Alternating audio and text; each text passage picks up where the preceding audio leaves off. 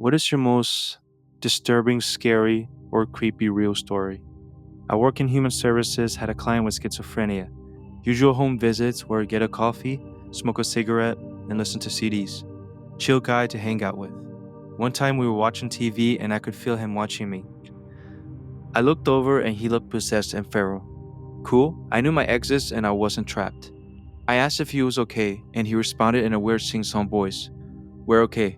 As quickly as it happened, he went back to baseline. I worked with him over 8 years and that's the only time he did that. The first real call I ran as an EMT was a motor vehicle accident with the mom of the family who had been behind the wheel, had her head cut in two just below the brain cavity, with the brain evacuated. We had to work around her body to help the two other members of the family in the car. The son in the back seat survived, but the father, from passenger seat, went into cardiac arrest on the way to the hospital. Aortic laceration, didn't have a chance. That's a really rough first call. I'm sure that was hard to see. A guy who went through EMT class with me was also on that call, and it messed with him enough as a first call that he never ran another. Funny thing is, he later went to med school and became a successful pediatrician. Wife and I went Christmas shopping in 2005 at a local mall that was packed with people. Christmas music's playing in the background, the mall filled with Christmas decorations. We go to the Suncoast, leave empty-handed, and head back to the main corridor of the mall. My wife stopped us in our tracks, saying she remembered some Friends DVDs would be a good gift for someone, so we turned around and went back towards the Suncoast. A few seconds later, shots started going off and the sounds echoing up and down the hallways made it sound like there were several shooters.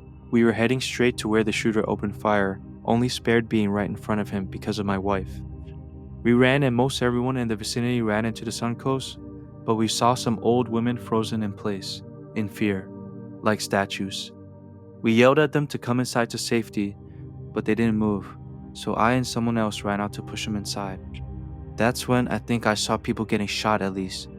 I saw people grimace and fall to the ground as the shots were going off. We got in the store, an employee put the security gate down, but we were fish in a barrel. Mass shootings weren't as common, so my initial thought was some gang thing, but when the shots kept going off, the people screaming, we knew we had to get out of there. So they let us bail out the back exit, some cop cars on site, with more arriving as we're leaving, people panicked/crying all over. It was pretty intense, and I'll never forget that eerie mix of Christmas music, screams, and gunfire. I, female, 22 at the time, was living alone on a first-floor apartment that abutted a large, dense patch of trees in an otherwise very developed area. I had blinds on my windows, but no curtains. They were the kind of blinds that had fairly large holes in the slats for the strings to pass through. If you were close enough, you could absolutely see into the apartment through them. This, of course, did not occur to me. Until one night at 2:30 in the morning, I'm laying in bed, reading, when I hear a gentle knock knock knock on my window. There were large bushes right in front of them, but later inspection showed that there would be room for someone to slide between the bush and the wall/window if they really wanted to, with footprints to corroborate. Well, whoever knocked really wanted to, because after a few minutes of me debating in my mind if I was hearing things or not, they knocked again. I waited the longest 30 seconds of my life before getting up as naturally as possible and going into my very dark living room and hiding. I called my boyfriend who lived 3.5 hours away, and he tried to get me to call the police, but I didn't want to bother them, since the person probably already left. The next day I nailed sheets to the wall over my windows. My next apartment was on the 3rd floor. I'm 90+% sure that I was almost abducted when I was 21. I was driving home from being out with friends when a car with a siren pulled me over. It was not a typical cop car, but I thought it maybe was an undercover cop or something like that. I was also really nervous because I had had some drinks while out, so I was trying to be on my best behavior. Anyway, the cop gets out of his vehicle, comes to my window, and right away tells me I was speeding. I probably was, but really did not provide any other info. He was wearing something that could have maybe passed for a police uniform, but it just didn't feel right to me. My hackles were raised immediately. Instead of asking for my ID and registration, he tells me right away to step out of my car. I said no. He then asked if I was refusing the obey an order from a police officer. I said yes. He said that he could arrest me. I then said that if he got a uniformed officer over there in a marked police car, I will gladly be placed under arrest and go to jail, but until then, I will not get out of the car. He stood there for a few seconds that felt like forever before he said really shakily for me to watch my speed and headed back to his car and sped off. I drove straight to the nearest police station, which was only about a mile away, and told them what happened. I described the guy and the incident as best I could, and they told me that that definitely was not one of their guys.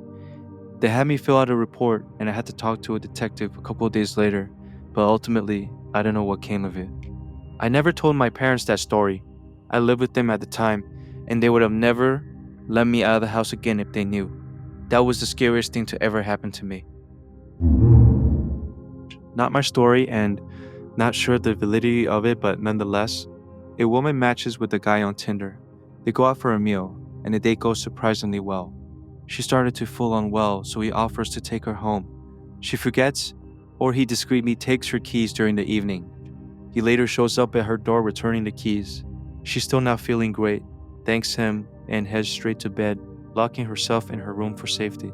In the middle of the night, she wakes up to strange rustling or banging noises coming from downstairs. Uneasy, she calls the police instead of investigating herself. When officers arrive, they find the front door locked from the inside, but she insists they break it down because something feels very wrong. Once inside, police quickly subdue a man in the living area. They initially refuse to let her come downstairs, but she eventually sees the horrifying scene.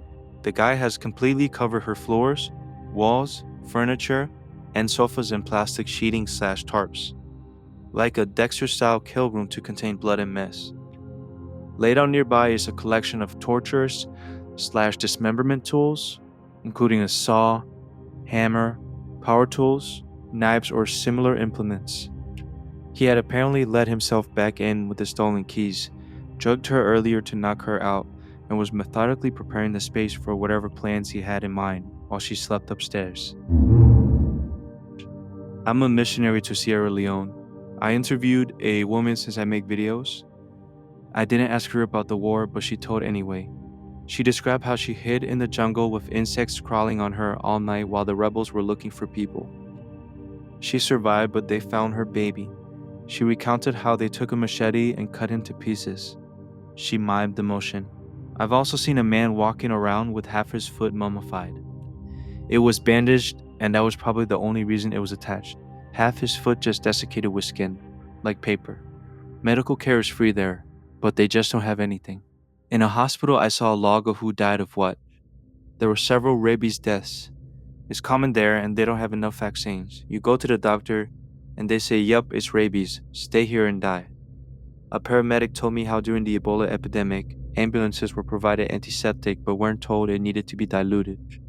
There were cases where workers doused patients in the ambulance and they asphyxiated painfully on the chemical vapors while at the same time gushing blood from their eyes and all other holes. I'm a missionary to Sierra Leone. I interviewed a woman since I make videos. I didn't ask her about the war, but she told anyway.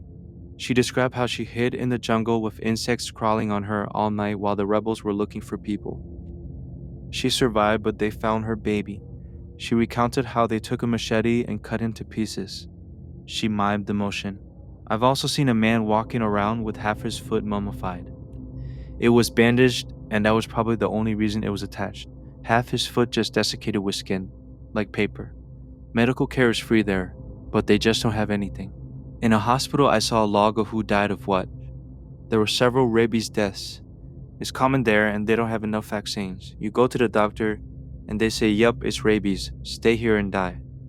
A paramedic told me how during the Ebola epidemic, ambulances were provided antiseptic but weren't told it needed to be diluted. There were cases where workers doused patients in the ambulance and they asphyxiated painfully on the chemical vapors while at the same time gushing blood from their eyes and all other holes. When I was 17 working at McDonald's, I would always walk about a 5 or 10 mile radius to the subway on my lunch breaks. One day I began walking, and about halfway to the subway a man stopped me. Naive 17-year-old me ended up turning to look at him. He offered me a ride, and I felt obligated to say yes because he said, "Come on, I'll take you if you want. I'm not a weirdo, don't worry." Not even 5 minutes in the car, and he started asking me if I'm into women, saying I could sleep with this girl he sleeps with, and proceeded to show me nude photos of her. I declined, and finally, after what felt like an eternity, we got to the subway. Surprisingly, he let me out, but before I could go in, he stopped me again. He told me to step closer, and when I did, he said, "I'll wait for you if you want. I don't want to do anything with you, but I would pay you money to go to lunch with me sometimes." Nothing weird, just he talking, maybe some hand holding. I told him I was 17. He was at least 40. That is scary. The fact that he wouldn't stop despite your refusal and despite knowing that you're only 17 is completely unacceptable. Oh, I was terrified. I thought I was going to be in the news as a missing murdered person. I waited like 30 minutes inside the subway before heading back to work. Didn't get in trouble for being late, but did get scolded by the manager. She saw me as a kind of daughter. To this day, that interaction has made me terrified to walk by myself anywhere. I saw my husband, now my ex, trying to get into the house through a door we kept locked and required the removal of a mental pin in order to open it. I went to help him, but the pin was rusted and I couldn't remove it. I looked up to tell him I couldn't open the door, but he was gone. I thought he got tired of waiting and just used another door. When I saw him an hour later, I said, "Sorry, I couldn't get the pin out to let you in." He didn't know what I was talking about. He ran outside to see if he could see someone loitering, but it was an hour later, so of course nobody was there. About 6 months later, I don't remember exactly, I was stepping out of the shower and saw this guy again. This time I wasn't fooled into thinking it was my husband because he had a really big mouth with shark-like teeth. He put his hands up over his face, like he was just so tickled to see me naked. Then he disappeared, right in front of me. At first I was shocked, but then I figured out it was some kind of spirit thing. That pissed me off, so I yelled at him and cussed him out like a drunken Marine. I never saw him again. Whenever I think about this guy, I don't feel scared. I feel angry. Maybe that's why he's never come back. If this sounds familiar, it's probably because I've written about it previously. It's unnerving but not scary to me anymore. Guess I'm getting used to seeing weird things on occasion. I was 11, sitting in my dad's truck while he was working, playing on my Nintendo DS as we drove on the highway. Out of nowhere, he slowed down and said, "Oh shit, he's gonna crash into that pole." Then it suddenly drove straight into a concrete bridge pole. I still remember the sound and pieces of wood flying everywhere, even towards us. If my dad hadn't slowed down when he did, it could have hit our windshield. My dad started freaking out a bit and told me to stay in the truck while he went over to help, but I didn't fully understand what had just happened, and I got curious. After a minute, I decided to follow him. At first, I just saw debris scattered all over the road. Then I saw the truck completely destroyed. That's when I started to feel nervous, because I realized what I might see. When I got closer, I saw the driver, and he didn't even look human anymore. His face was red and purple, covered in blood. Instantly, I got that feeling, a chill down my spine. My body went cold even though it was summer. My hands got clammy and my throat felt tight. I only saw it for a few seconds before my dad noticed me and pulled me away, saying, "Didn't I tell you to stay in the truck?" First time and last time I ever saw a dead body in real life.